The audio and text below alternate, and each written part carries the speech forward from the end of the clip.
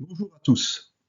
Dans nos sociétés, quand les chrétiens abordent certains sujets, ils s'attirent les foudres du monde, mais aussi de certaines communautés sœurs. Surtout lorsqu'ils apparaissent rétrogrades par rapport aux normes morales séculières ou qu'ils semblent toucher au confort matériel. Pourtant, la parole nous enseigne à ne pas reculer face à cet écueil.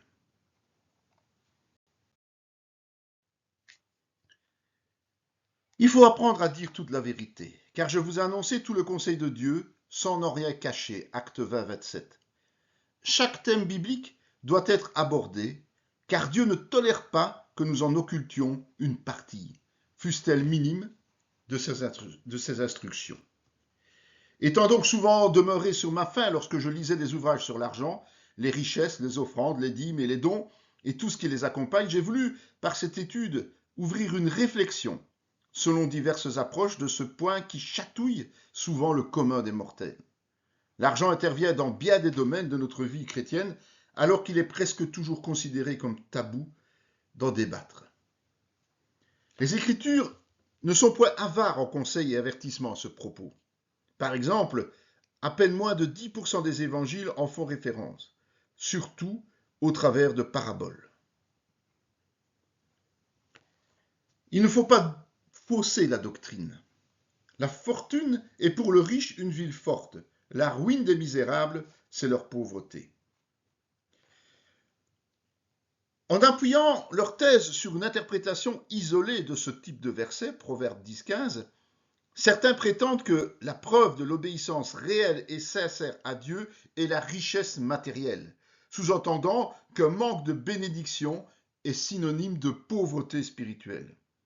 Au fur et à mesure de cette étude, nous allons nous apercevoir que de tels propos sont insensés, voire dangereux. Il faut suivre la parole et pas les hommes. Alors Jésus, parlant à la foule et à ses disciples, dit « Les scribes et les pharisiens sont assis dans la chair de Moïse. Faites donc et observez tout ce qu'ils vous disent, mais n'agissez pas selon leurs œuvres, car ils disent et ne font pas. » Ainsi, pour commencer, le meilleur conseil que l'on puisse donner est celui de Jésus à la foule concernant les guides religieux de son époque. Suivre uniquement ce que la parole nous enseigne, pas ce que les hommes en font. Et c'est ainsi que nous verrons qu'il y a une cohérence et une continuité entre l'Ancien et le Nouveau Testament.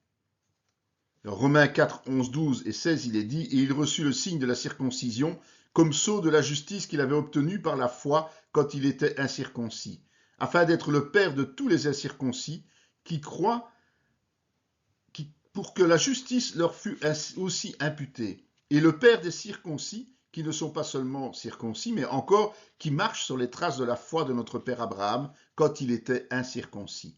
C'est pourquoi les héritiers le sont par la foi, pour que ce soit par grâce, afin que la promesse soit assurée à toute la postérité, non seulement à celle qui est sous la loi, mais aussi à celle qui a la foi d'Abraham, notre Père à tous, selon ce qu'il est écrit. Et la suite. Tout au long de cette étude, nous allons nous promener dans l'entièreté de la Bible. En effet, les leçons de l'Ancien Testament demeurent des vérités permanentes pour le chrétien, qui est en réalité un héritier d'Abraham. Rappelez-vous, dans 5, 17, 19, Jésus est venu non pas pour abolir la loi et les prophètes, mais il est venu pour l'accomplir. Et donc, ça a pour résultat d'épurer les prescrits de tous leurs rituels pour n'en laisser ressortir que la partie qui est la morale immuable. Dans Hébreux 6, 19 à 8, 2, il est fait mention du trait d'union entre les deux alliances, notamment en ce qui concerne les richesses. Ça se trouve sans doute dans cet extrait qui relate le lien évident entre Melchisédek, à qui Abraham, notre père de la foi, a offert la dîme de son butin, et Jésus.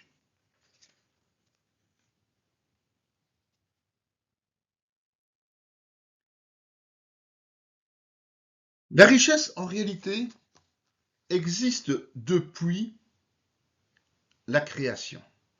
Elle fait partie des plans originels de Dieu.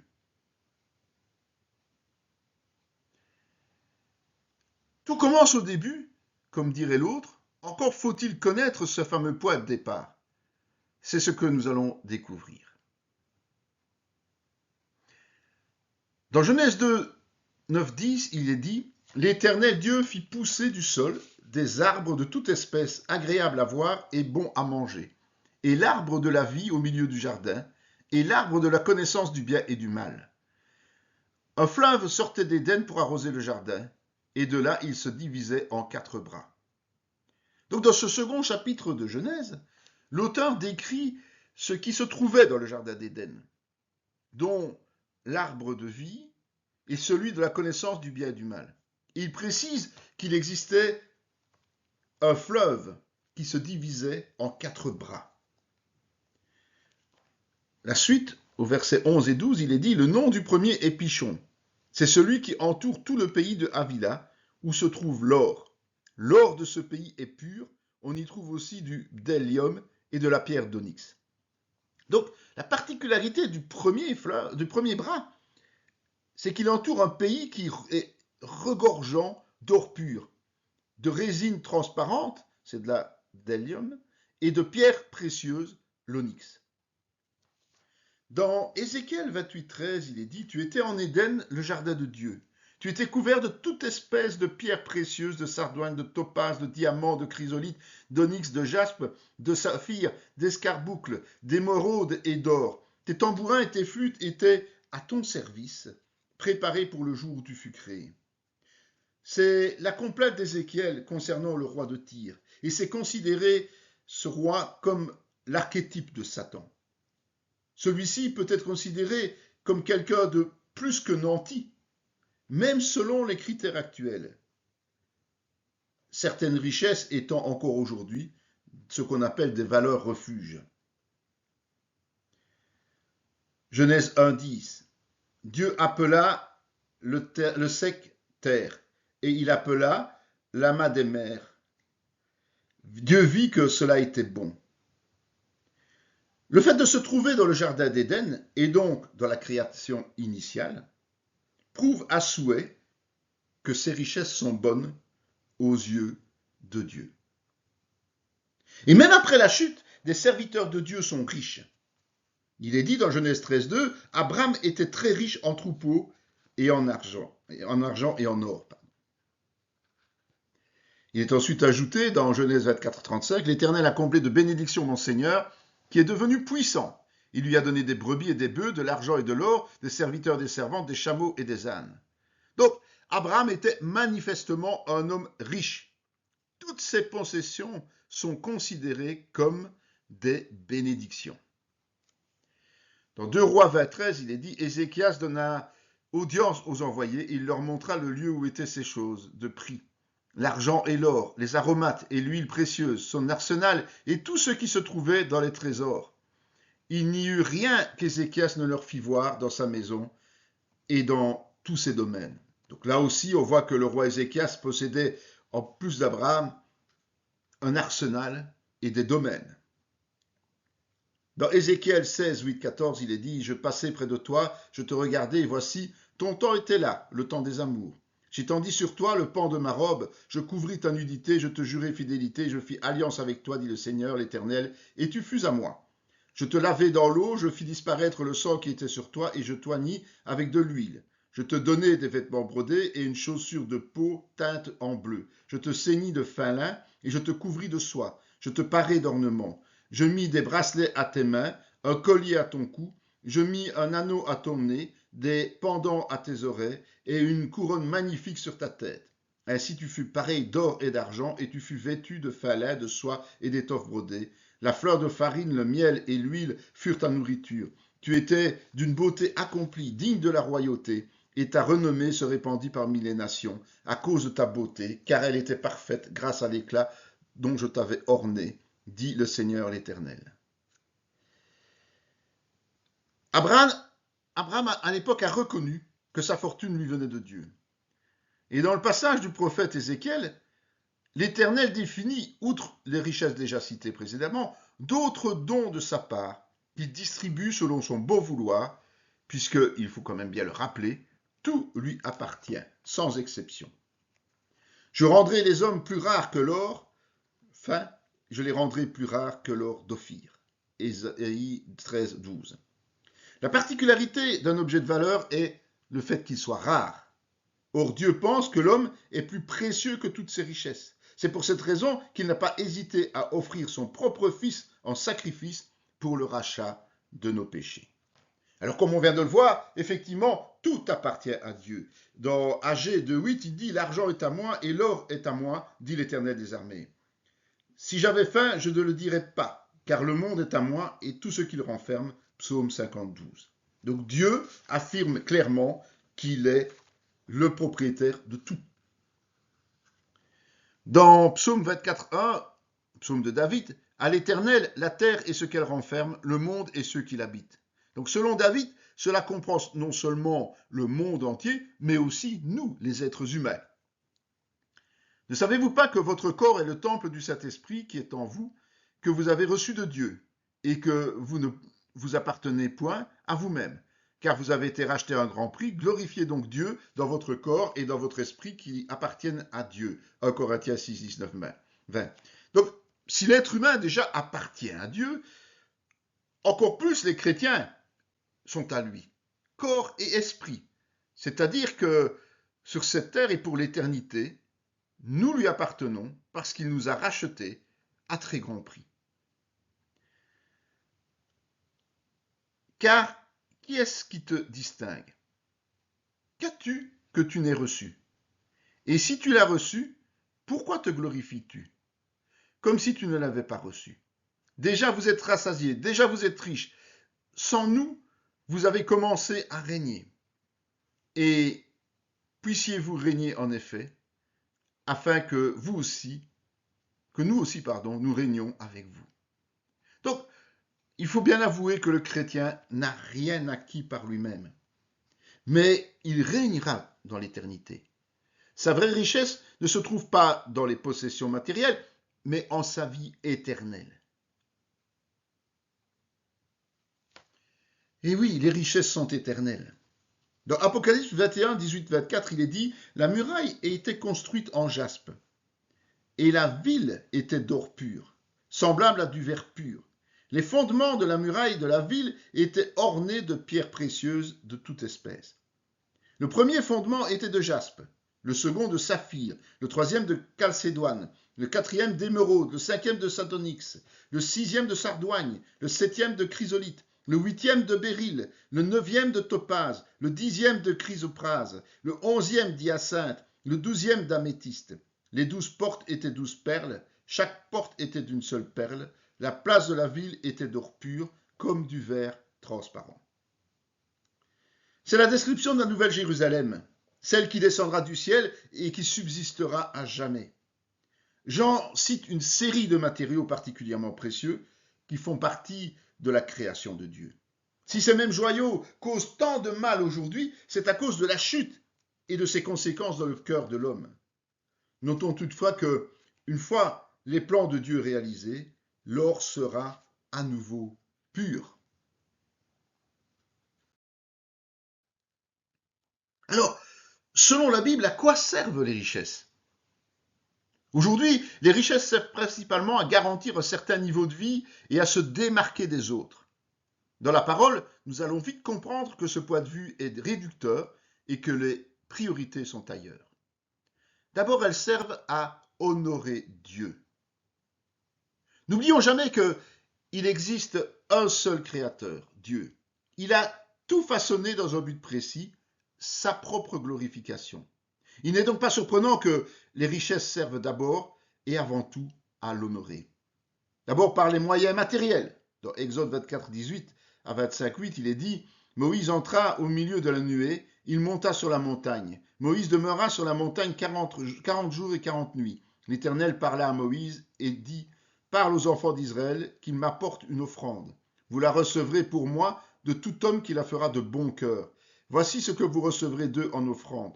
De l'or, de l'argent et de l'airain, des étoffes teintes en bleu, en pourpre cramoisi, du fin lin et du poil de chèvre, des peaux de bélier teintes en rouge et des peaux de dauphin, du bois d'acacia, de l'huile pour le chandelier, des aromates pour l'huile d'onction et pour le parfum odoriférant, des pierres d'onyx et d'autres pierres pour la garniture et les phobes et du pectoral. Ils me feront un sanctuaire et j'habiterai au milieu d'eux. En fait, Dieu réclame une offrande de la part des enfants d'Israël, à condition qu'elle soit apportée de bon cœur. Retenez bien ça, être apporté de bon cœur. Tout ce qui est apporté, c'est-à-dire l'or, l'argent, les reins, l'étoffe, le fin lin, le pourpre, le cramoisi et tout le reste, est remis à Moïse, qui est le chef du peuple. L'objectif est de construire un sanctuaire pour l'Éternel. Le but de Dieu est d'habiter au milieu de son peuple. Dans Exode 38, versets 24 à 31, il est exprimé que les montants offerts par le peuple pour la construction du tabernacle et son contenu représentent tout simplement une somme astronomique. Ils ont offert de bon cœur une somme astronomique. Dans 1 Roi 6, 20-22, il est dit « Le sanctuaire avait 20 coudées de longueur, 20 coudées de largeur et 20 coudées de hauteur. Salomon le couvrit d'or pur. Il fit devant le sanctuaire un autel de bois de cèdre et le couvrit d'or. Il couvrit d'or pur l'intérieur de la maison et il fit passer le voile dans les chaînettes d'or devant le sanctuaire qu'il couvrit d'or. Il couvrit d'or toute la maison tout entière, il couvrit d'or tout l'autel qui était devant le sanctuaire. » Donc, Salomon avait compris que la richesse appartenait à Dieu. Et il a recouvert d'or l'entièreté du temple de Jérusalem et son autel. Dans 1 Chronique 29, 6, 8, il est dit « Les chefs des maisons paternelles, les chefs des tribus d'Israël, les chefs de milliers et de centaines et les intendants du roi firent volontairement des offrandes. Ils donnèrent pour le service de la maison de Dieu 5000 talents d'or, 10 000 darics, 10 000 talents d'or, 10 000 talents d'airain et 100 000 talents de fer. Ceux qui possédaient des pierres les livrèrent pour le trésor de la maison d'Éternel entre les mains de Jéhéel et le Gershonite. » Ces offrandes dans ce passage-là proviennent des chefs. Les chefs qui reconnaissent ainsi qu'ils sont soumis à l'Éternel. Tout est remis à Jéhiel, qui est attaché au fils du roi David pour le service au temple.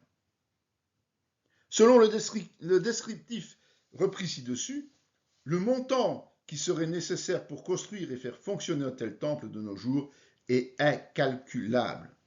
Et cela a été rendu possible parce que le peuple craignait Dieu, créateur, à qui tout appartient. Et donc nous avons vu que nous devons honorer Dieu par les moyens matériels, nous devons aussi l'honorer par les moyens humains. Sache que j'ai choisi Bethsalel, fils d'Uri, fils d'Ur, de la tribu de Juda. Je l'ai rempli de l'Esprit de Dieu, de sagesse, d'intelligence et de savoir pour toutes sortes d'ouvrages. Je l'ai rendu capable de faire des inventions, de travailler l'or, l'argent et les reins, de graver les pierres à enchâsser, de travailler le bois et d'exécuter toutes sortes d'ouvrages. Et voici, je lui ai donné pour aide Oholiad, fils d'Ahisamach, de la tribu de Dan. J'ai mis de l'intelligence dans l'esprit de tous ceux qui sont habiles pour qu'ils fassent tout ce que j'ai ordonné. Donc, outre les dons matériels, Dieu désire également le savoir-faire d'artisan de son choix, qu'il équipe lui-même de sagesse, d'intelligence et de maîtrise de l'outil, et des adjoints compétents pour les aider. L'objectif de Dieu est que tout soit réalisé comme il le souhaite. Et il est dit dans Exode 38, 22, 23 que les protagonistes ont réalisé ce que Dieu voulait. Donc pour honorer correctement Dieu, il nous demande, de lui donner toujours le meilleur de nous-mêmes. Le servir, ça sous-entend un sacrifice de notre part, que ce soit en temps et en argent, mais aussi un cœur bien disposé, c'est-à-dire de le faire volontairement. L'argent sert aussi à prouver la sincérité de notre repentance. Dans 1 Samuel 6, 3, 4 et 17, il est dit, « Ils répondirent, si vous renvoyez l'arche du Dieu d'Israël, ne la renvoyez point à vide, mais faites à Dieu un sacrifice de culpabilité. Alors vous guérirez, et vous saurez pourquoi sa main ne s'est pas retirée de dessus vous. » Les Philistins dirent, « Quelle offrande lui ferons-nous » Ils répondirent, « 5 tumeurs d'or et 5 souris d'or, d'après le nombre des princes des Philistins, car une même plaie a été sur vous tous et sur vos princes. Voici les tumeurs d'or que les Philistins donnèrent à l'Éternel en offrande pour le péché, une pour Asdod, une pour Gaza, une pour Ascalon, une pour Gath, une pour Écron. » Cette histoire se déroule du temps du sacrificateur Élie. Israël a été vaincu au combat et il s'est fait subtiliser l'arche de l'alliance par les Philistins, qui sont alors frappés de maladies graves. Effrayés, ils décident de rendre l'arche en suivant les conseils de leurs sages. Et pour se débarrasser du fléau, ils doivent pratiquer un sacrifice de culpabilité, c'est-à-dire qu'ils doivent reconnaître avoir offensé Dieu. Et ils doivent compenser leurs fautes par des offrandes matérielles qui sont conséquentes. L'argent sert aussi à souligner l'alliance entre Israël et Dieu. Tu prendras 2 pierres d'onyx et tu y graveras les noms des fils d'Israël, 6 de leurs noms sur une pierre et les 6 autres sur la seconde pierre, d'après l'ordre des naissances. Tu graveras sur les 2 pierres les noms des fils d'Israël, comme on grave les pierres et les cachets. Tu les entoureras de montures d'or. Tu mettras les 2 pierres sur les épaulettes de l'éphod en souvenir des fils d'Israël, et c'est comme souvenir qu'Aaron portera leur nom devant l'Éternel sur ses 2 épaules. Le souverain sacrificateur est, à cette époque de l'Ancien Testament, intermédiaire entre Dieu et les hommes. Et il est le seul habilité à entrer dans le Saint des Saints. Et à ce titre, il est équipé d'un éphod composé à l'emplacement des épaules de 2 pierres d'onyx. Et ces 2 pierres portent le nom de chaque tribu d'Israël et elles sont serties avec de l'or. L'objectif de Dieu est de constamment rappeler l'alliance entre lui et Abraham qui a été renouvelée avec Jacob. Et dans Exode 28, 15, 19, il est ajouté que, en plus de l'éphod,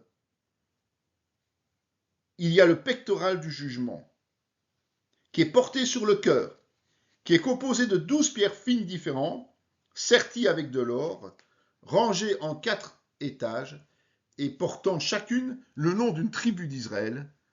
Le travail est identique, de l'or, du fil bleu, de la pourpre et du cramoisi. Ces signes distinctifs sont évidemment tirés de l'Ancien Testament. Aujourd'hui, cette richesse se situe dans ce qu'on appelle la circoncision du cœur, évidemment. Et puis l'argent, c'est aussi un moyen pour Dieu de bénir. Dans Ésaïe 60, versets 2 à 7 et 17, il est dit « Voici les ténèbres couvrent la terre et l'obscurité les peuples, mais sur toi l'Éternel se lève, sur toi sa gloire apparaît. Des nations marchent à ta lumière et des rois à la clarté de tes rayons. Porte tes yeux alentour et regarde. Tous ils s'assemblent, ils viennent vers toi. Tes fils arrivent de loin et tes filles sont portés sur les bras. Tu tressailleras alors et tu te réjouiras et ton cœur bondira et se dilatera. Quand les richesses de la mer se tourneront vers toi, quand les trésors des nations viendront à toi, tu seras couverte d'une foule de chameaux, de dromadaires, de Madian et d'Épha. Ils viendront tous de Séba. Ils porteront de l'or et de l'encens. Ils publieront les louanges de l'Éternel. Les troupeaux de Kédar se réuniront tous chez toi. Les béliers de Nébajot seront à ton service. Ils monteront sur mon autel et ils me seront agréables. Je glorifierai la maison de ma gloire. Au lieu de l'airain, je ferai venir de l'or. Au lieu de fer, je ferai venir de l'argent. Au lieu du bois, de l'airain. Et au lieu des pierres, du fer. Je ferai régner sur toi la paix et dominer l'injustice. Dieu fait 4 promesses au peuple d'Israël. Sa gloire sur le pays, la soumission des nations, une richesse jamais connue et des trésors importés. Si cela deviendra réalité à la fin des temps, remarquons toutefois que la moitié de ces promesses concerne des richesses. Dans Deutéronome 15, 4, 11, il est dit qu'une telle largesse de Dieu est assortie de certaines conditions. Et nous devons commencer par l'obéissance à sa volonté et la mise en pratique de ses commandements, qui ouvrent ainsi les écluses des cieux au point de recevoir au-delà des besoins personnels, afin d'en faire bénéficier les autres, d'éradiquer l'indigence et d'être souverain au niveau politique. Cette réussite dans les travaux et entreprises ouvre la voie à la générosité envers les plus démunis. Raison pour laquelle Dieu laissera toujours des indigents au sein de son peuple, malgré ses promesses de bénédiction. Refuser l'altruisme, c'est péché. Dans 1 Chronique 4, 9, 10, il est dit « Jabetz était plus considéré que ses frères. Sa mère lui donna le nom de Jabetz en disant « C'est parce que je l'ai enfanté avec douleur. » Jabetz invoqua le Dieu d'Israël en disant « Si tu me bénis et que tu étendes mes limites, si ta main est avec moi, et si tu me préserves du malheur, en sorte que je ne sois pas dans la souffrance. » Et Dieu accorda ce qu'il avait demandé. Nous avons parfaitement le droit de demander des bénédictions matérielles à Dieu. Mais attention aux engagements à prendre en contrepartie, car il n'est pas transcrit le serment de Jabetz, mais il a fait un serment, et nous ne savons pas ce qu'il a promis à Dieu. Il y a d'autres applications, évidemment, notamment asseoir l'autorité. Pharaon ôta son anneau de la main et le mit à la main de Joseph. Il le revêtit d'habits et de fin lin. Il lui mit un collier d'or au cou. Pour marquer aux yeux du peuple l'autorité concédée à Joseph, Pharaon lui offre sa bague, des vêtements luxueux et un collier d'or. Dans Daniel 5,7, il dit le roi cria avec force qu'on fit venir les astrologues, les chaldéens, les devins. Le roi prit la parole et dit aux sages de Babylone quiconque lira cette écriture et m'en donnera l'explication sera revêtu de pourpre, portera un collier d'or à son cou et aura la 3e place dans le gouvernement du royaume. Lorsque le roi promet la 3e place dans le royaume à celui qui sera capable d'interpréter son rêve, il accompagne cela de promesses visibles de tous, des vêtements de luxe, un collier d'or au cou. Dans Psaume 21, 2, 4, il est dit « Éternel, le roi se réjouit de ta protection puissante. Oh, comme ton secours le remplit d'allégresse. Tu lui as donné ce que désirait son cœur, tu n'as pas refusé ce que demandaient ses lèvres, car tu l'as prévenu par les bénédictions de ta grâce, et tu as mis sur sa tête une couronne d'or pur. » Parmi ces bénédictions reçues, il est dit la couronne d'or, qui est spécifiquement citée par le roi. Dans Esther 4.11, tous les serviteurs du roi et le peuple des provinces du roi savent qu'il existe une loi portant peine de mort contre quiconque homme ou femme entre chez le roi dans la cour intérieure sans avoir été appelé. Celui-là seul a la vie sauvée, à qui le roi tend le sceptre d'or. Et moi, je n'ai pas été appelé auprès du roi depuis 30 jours. Un sceptre d'or symbolise le pouvoir d'Assuérus, le roi le plus puissant de cette époque qui régnait de l'Éthiopie à l'Inde. Le roi ôta son anneau qu'il avait repris à Aman et le donna à Mardoché. Esther, de son côté, établit Mardoché sur la maison d'Aman. Mardoché sortit de chez le roi avec un vêtement royal bleu et blanc, une grande couronne d'or et un manteau de byssus et de pourpre. La ville de Suse poussait des cris et se réjouissait. Esther 8, verset 2 et verset 15. Là encore, ce grand roi donne à Mardoché les signes de son accession au second rang du royaume. Un anneau, une couronne d'or et des vêtements luxueux. Nous constatons donc que plus l'homme est élevé au niveau social, plus il est comblé de richesses, le démarquant du commun des mortels. Et dans Daniel 2.32, il est dit « La tête de cette statue était d'or pur. Sa poitrine et ses bras étaient d'argent. Son ventre et ses cuisses étaient d'airain. » Daniel 2.32, les empires eux-mêmes sont représentés par des matériaux en relation avec leur puissance effective. Plus le matériau est riche, plus l'empire est puissant. Alors l'argent sert aussi à faire des présents à autrui, faire des cadeaux. Le serviteur sortit des objets d'argent, des objets d'or, des vêtements qu'il donna à Rebecca. Il fit aussi de riches présents à son frère et à sa mère. Genèse 24, 53. Mais oui, une des raisons les plus connues de par le monde est l'occasion d'offrir un cadeau à quelqu'un d'autre. Les richesses servent aussi à mettre en valeur la femme. Tes joues sont plus belles au milieu des colliers, ton cou est beau au milieu des rangées de perles. Nous te ferons des colliers d'or avec des poids d'argent. Cantique des Cantiques 1, 10, 11. Les bijoux ne sont pas toujours un signe de pouvoir, mais c'est aussi un objet pour mettre en valeur la femme. L'argent sert évidemment à payer les transactions et les impôts. Dans Genèse 33, 18, 19, il est dit, à son retour de Padan-Aram, Jacob arriva heureusement à la ville de Sichem, dans le pays de Canaan. Il campa devant la ville, il acheta la portion du champ où il avait dressé sa tente, les fils d'Amor, père de Sichem, pour 100 kessitas. Donc, l'utilisation la plus connue des richesses est sans doute la transaction pour acheter un bien. Ici, Jacob achète un terrain pour y résider.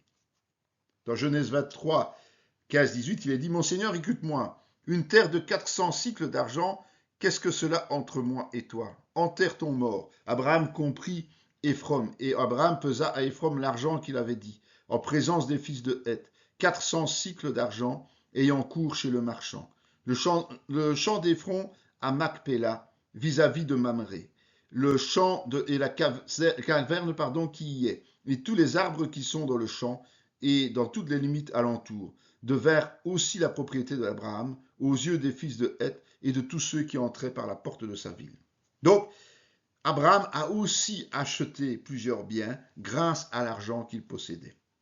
Et dans 2 Chroniques 10, 18, il est dit, alors le roi Roboam envoya Adoram, qui était préposé aux impôts. Mais Adoram fut lapidé par les enfants d'Israël, il mourut, et le roi Roboam se hâta de monter sur un char pour s'enfuir à Jérusalem. Adoram était un ministre des Finances. Il était chargé de collecter les impôts. Donc chacun était poussé à devoir les payer, évidemment, comme aujourd'hui. Nous allons voir un point qu'on a difficilement classé, ou qu'on peut difficilement classer. Ils entrèrent, Matthieu 2, 11, ils entrèrent dans la maison, virent le petit enfant avec Marie, sa mère, se prosternèrent et l'adorèrent. Ils ouvrirent ensuite leur trésor et lui offrirent en présent de l'or, de l'encens et de la myrrhe. Les mages ont adoré l'enfant Jésus et lui ont fait des cadeaux. Pourquoi ils l'ont fait? Parce qu'ils connaissaient son statut. C'est difficilement classable, évidemment, parce que ces cadeaux ont un impact beaucoup plus puissant. La royauté en tant que fils de Dieu. Et nous soulignerons encore que la richesse n'est pas un critère de valeur humaine.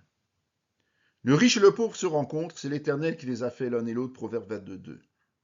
En fait, qu'on soit riche ou qu'on soit pauvre, nous sommes destinés à vivre ensemble.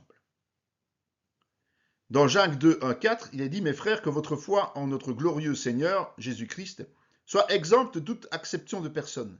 Supposez en effet qu'il entre dans votre assemblée un homme avec un anneau d'or et un habit magnifique, et qu'il y entre aussi un pauvre misérablement vêtu. Si tournant vos regards vers celui qui porte l'habit magnifique, vous lui dites, « Toi, assieds-toi ici, à cette place d'honneur. » Et si vous dites au pauvre, « Toi, tiens-toi là debout, ou bien assieds-toi au-dessous de mon marchepied. » Ne faites-vous pas en vous-même une distinction. Ne jugez-vous pas sous l'inspiration de pensées mauvaises. La coexistence démontre à souhait que chaque être humain doit être considéré sur le même pied d'égalité selon les critères de Dieu. Si nous jugeons selon les apparences, nous prouvons que nos pensées profondes sont mauvaises parce que axées sur la richesse et le matériel. Dans Luc 16, 19, 23, il est dit, il y avait un homme riche qui était vêtu de pourpre et de fin lin, et qui chaque jour menait joyeuse et brillante vie. Un pauvre nommé Lazare était couché à sa porte, couvert d'ulcères, et désireux de se rassasier des miettes qui tombaient de la table du riche. Et même les chiens venaient encore lécher ses ulcères. Le pauvre mourut, il fut porté par les anges dans le sein d'Abraham. Le riche mourut aussi, il fut enseveli. Dans le séjour des morts, il leva les yeux. Et tandis qu'il était en proie au tourment, il vit de loin Abraham et Lazare en son sein. Donc malgré les apparences, la richesse et la pauvreté ne sont en aucun cas un fondement de jugement pour Dieu. C'est en réalité l'attitude de cœur qui est jaugée.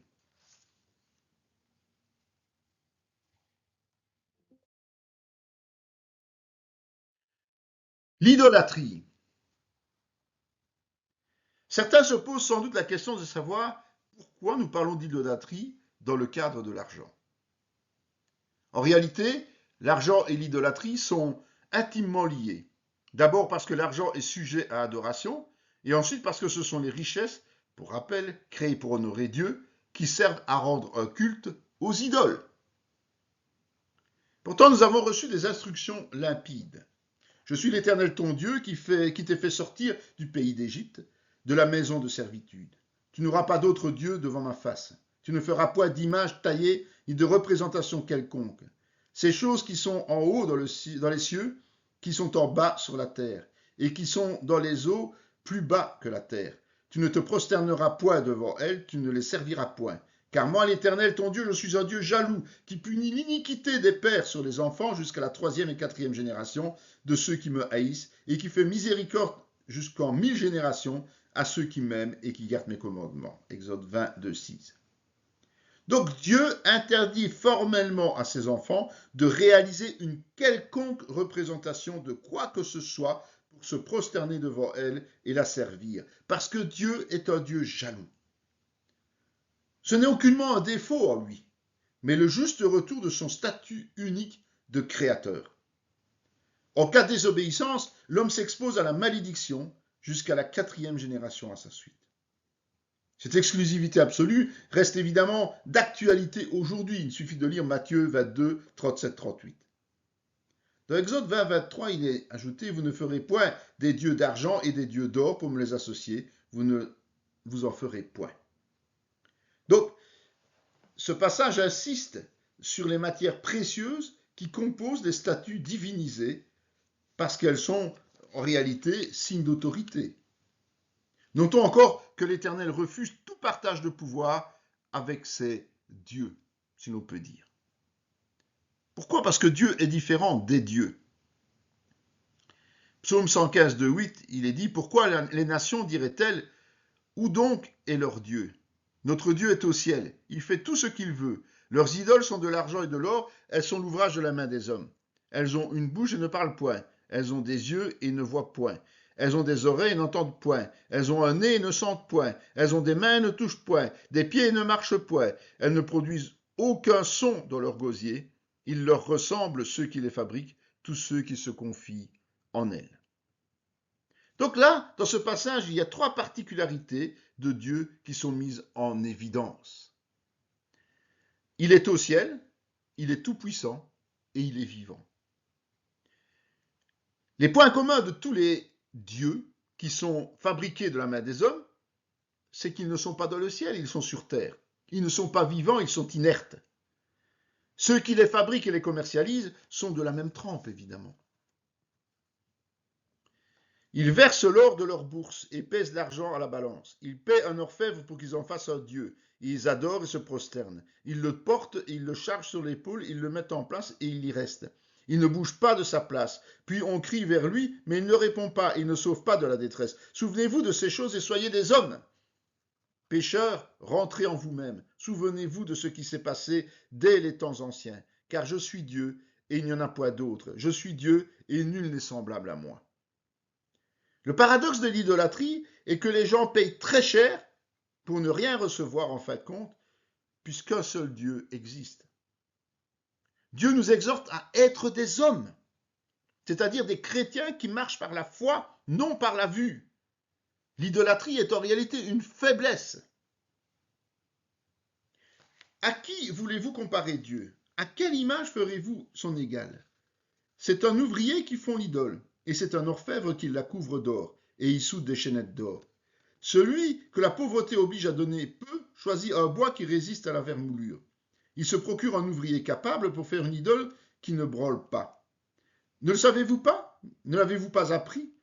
Ne vous l'a-t-on pas fait connaître dès le commencement? N'avez-vous jamais réfléchi à la fondation de la terre? Ésaïe 40, 18, 21. Alors que les idolâtres riches se fabriquent un Dieu riche et les pauvres un Dieu de moindre valeur, les chrétiens, eux, riches ou pauvres, adorent par la foi en un seul et même Dieu qui ne fait aucun cas de la condition. C'est ça qui est merveilleux, évidemment. Jéroboam dit en son cœur, le royaume pourrait bien maintenant retourner à la maison de David. Si ce peuple monte à Jérusalem pour faire des sacrifices dans la maison de l'Éternel, le cœur de ce peuple retournera à son seigneur, à Roboam, roi de Juda, et ils me tueront, ils retourneront à Roboam, roi de Juda.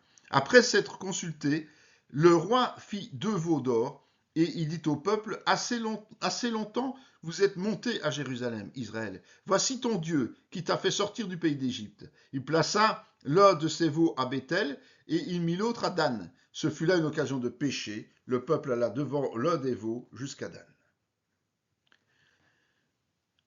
Ces versets soulignent que l'idole d'Israël est un animal, comme celui dans le désert. L'homme a été créé à l'image de Dieu pour dominer sur la création. Donc ce type de comportement est tout à fait irresponsable et il est totalement à l'inverse du sens de la création. Il suffit d'aller voir Genèse 1, 26. Ainsi donc, étant la race de Dieu, nous ne devons pas croire que la divinité soit semblable à de l'or, à de l'argent ou à de la pierre, sculptée par l'art et l'industrie de l'homme. Dieu, sans tenir compte des temps d'ignorance, annonce maintenant à tous les hommes, en tout lieu, qu'ils aient à se repentir parce qu'il a fixé un jour où il jugera le monde selon la justice, par l'homme qu'il a désigné, ce dont il a donné à tous une preuve certaine en le ressuscitant des morts. Actes 17, 29, 31. Donc, le Nouveau Testament confirme clairement que Dieu n'est pas créé de la main des hommes, mais il précise que jusqu'au sacrifice de la croix, il considère l'idolâtrie comme consécutive à l'ignorance. La nouvelle naissance nous rend conscients de la vérité et donc nécessite le repentir pour éviter le jugement. Alors on pourrait dire qu'on est forcé d'adorer un faux Dieu, mais la contrainte n'est pas une excuse. Souvent nous justifions nos propres faiblesses par le fait d'avoir été forcés d'agir, soit moralement, soit physiquement. Mais la Bible, elle nous dit autre chose. Et il suffit de lire l'histoire des 3 amis de Daniel et de s'en rappeler dans Daniel 3, 1, 7. Nebuchadnezzar s'identifiait à un dieu et il décide d'ériger une statue d'or immense devant laquelle le peuple doit se prosterner et adorer à la suite d'un décret. Et donc, dans la suite du chapitre, au verset 12 et 13, il est dit que les 3 amis de Daniel occupent des postes de gouverneurs au service du roi. Et donc, ils sont censés respecter et faire respecter l'obligation d'adorer l'idole. Mais ils refusent de se soumettre à ce diktat pour pouvoir obéir à Dieu, contrairement manifestement à beaucoup d'autres juifs. Et donc, cette contestation de l'autorité royale va provoquer la fureur du monarque. Dans Daniel 3, 14, 22, il est dit que, justement, cette fureur va se transformer en exécution. Et finalement, Dieu va bénir. Pourquoi ? Parce que la pression n'est jamais une excuse pour renier notre foi. Même si notre vie en dépend, Dieu bénit ceux qui lui demeurent fidèles en toutes circonstances. Rappelez-vous, ces trois amis de Daniel sont sortis indemnes de cette fournaise, où celui qui était chargé de l'attiser a été tué net.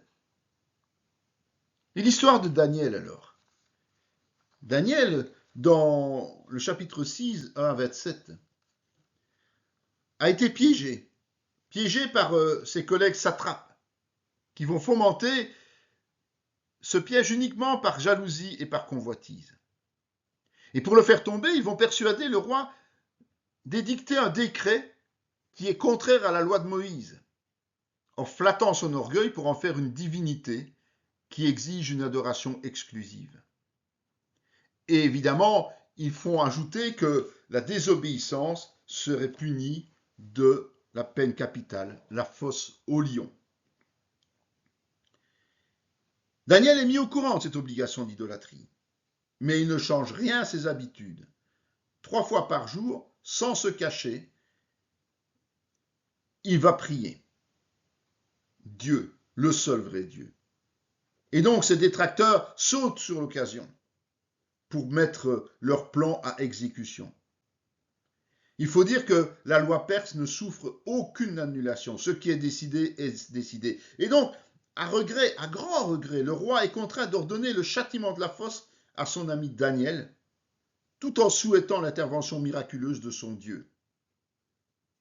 Ce roi va jeûner et veiller jusqu'au lendemain matin, dans l'espoir de le revoir sain et sauf. Regardez comme c'est admirable. Comme espéré, Dieu a agi en faveur de Daniel. Il a envoyé un ange pour stopper net les lions affamés. Cela montre à souhait que le serviteur est innocent. Et les protagonistes du piège vont prendre la place de Daniel dans la fosse, et eux meurent instantanément. Darius va ordonner à son peuple de craindre l'Éternel, qu'il qualifie de vivant, de puissant et surtout de salvateur. Et pour sa part, Daniel connaîtra encore la prospérité sur 2 générations. Remarquons que ces 4 juifs, donc les 3 amis de Daniel et Daniel lui-même, fidèles à Dieu, ont non seulement été protégés de la mort par lui, mais ont trouvé ensuite la faveur des puissants de la terre pour eux et le peuple élu, au détriment de leurs accusateurs. À quoi est comparée l'idolâtrie? Israël, ne te livre pas à la joie, à l'allégresse, comme les peuples, de ce que tu t'es prostitué en abandonnant l'Éternel, de ce que tu as aimé un salaire impur pour toutes les heures à blé. Osée 9.1. Être idolâtre, c'est abandonner Dieu pour se prostituer en acceptant un salaire impur. Se prostituer en acceptant un salaire impur. Dans Ézéchiel 16, 27 à 35, Dieu reproche à Jérusalem de s'être abandonné au culte de dieux étrangers et de leur avoir construit des temples. Ce comportement est comparable à celui d'une prostituée qui réclame un salaire ou à une femme adultère. Cela veut dire que ce type de comportement est non seulement une faiblesse de cœur, mais aussi une conduite criminelle, parce que Jérusalem cherche ainsi à se mettre en valeur devant les hommes, parce qu'elle désire être appréciée. La conséquence dramatique d'une telle attitude est que Dieu la livrera entre les mains de nations ennemies. Les conséquences de l'idolâtrie. Malheur à celui qui dit au bois, lève-toi, à une pierre muette, réveille-toi. Donnera-t-elle instruction? Voici, elle est garnie d'or et d'argent, mais il n'y a point en elle un esprit qui l'anime. De manière générale, c'est la malédiction qui attend les idolâtres, parce que c'est une décision personnelle qui ne nous est pas imposée que de servir des choses inertes et sans vie. Dans Exode 32, 1, 10, il est dit que, alors que Moïse s'est absenté pour converser avec Dieu sur la montagne, le peuple s'impatiente et finit par douter. Finalement, il réclame à Aaron une idole que celui-ci fabrique sous forme de veau avec leurs bijoux. Il réalise également un autel et pense faire tout cela à la gloire de l'Éternel. Évidemment, ni Dieu ni Moïse ne partagent cet avis et ils considèrent que le peuple s'est corrompu en s'écartant des voies divines. Dieu est en colère et sa volonté de détruire cette nation rebelle, tout en promettant la prospérité à Moïse. Leur salut n'a été que le fait de l'intercession de Moïse. Rappelons-le quand même.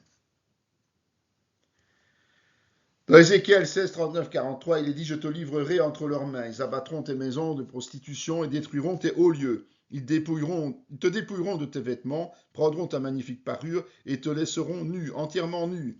Ils amèneront la foule contre toi, ils te lapideront et te perceront à coups d'épée. Ils brûleront les maisons par le feu et ils se feront justice de toi aux yeux d'une multitude de femmes. Je ferai cesser ainsi ton impudicité et tu donneras plus de salaire. J'assouvirai ma colère contre toi et tu ne seras plus l'objet de ma jalousie. Je m'apaiserai et je ne serai plus irrité, parce que tu ne t'es pas souvenu du temps de ta jeunesse, parce que tu m'as provoqué par toutes ces choses. Voici, je ferai retomber ta conduite sur ta tête, dit le Seigneur l'Éternel. Tu ne commettras plus le crime avec toutes les abominations. Donc, être soumis au joug étranger à cause de l'idolâtrie, considéré comme une provocation vis-à-vis de Dieu, c'est pas un petit mot, c'est une provocation envers Dieu, a pour conséquence le dépouillement, l'humiliation et la destruction à cause de la colère de Dieu. Ce n'est qu'une juste rétribution, avouons-le, pour un peuple qui a été mis à part et qui a pour but final la repentance et le retour en grâce. L'air et le pressoir ne les nourriront pas, et le mou leur fera défaut. Ils ne resteront pas dans le pays de l'Éternel. Éphraïm retournera en Égypte, et ils mangeront en Assyrie des aliments impurs. Osée 9, 2, 3. À tous ces malheurs, toutes ces privations, s'ajoute l'exil, qui malheureusement fait sombrer le peuple plus en avant dans l'idolâtrie et le péché. Ils ont établi des rois sans mon ordre, et des chefs à mon insu. Ils ont fait des idoles avec leur argent et leur or. C'est pourquoi ils seront anéantis. Osée 8.4. Pire encore, c'est la destruction, l'anéantissement même, qui attend les idolâtres. Le Nouveau Testament précise clairement qu'ils n'hériteront pas du royaume de Dieu parce qu'ils attirent sa colère. Il suffit de voir des passages comme Actes 21.8, 22.15, 1 Corinthiens 6.9.10, Galates 5.20.21, Colossiens 3.5.8. Osée 2.8.11 dit, c'est pourquoi voici je vais fermer son chemin avec des épines et y lever un mur afin qu'elle ne trouve plus ses sentiers. Elle poursuivra ses amants et ne les atteindra pas. Elle les cherchera et ne les trouvera pas. Puis elle dira, j'irai et je retournerai vers mon premier mari, car alors j'étais plus heureuse que maintenant.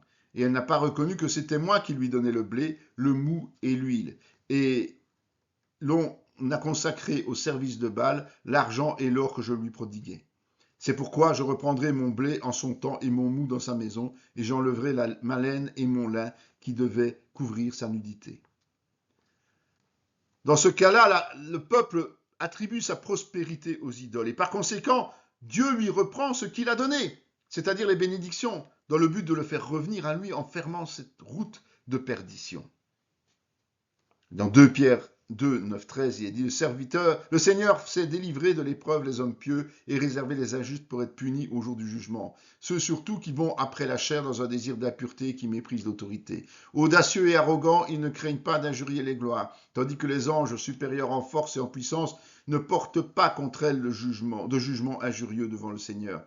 Mais eux, semblables à des brutes qui s'adonnent à leur penchant naturel et qui sont nés pour être prises et détruites, ils parlent d'une manière injurieuse de ce qu'ils ignorent, et ils périront par leur propre corruption, recevant ainsi le salaire de leur iniquité.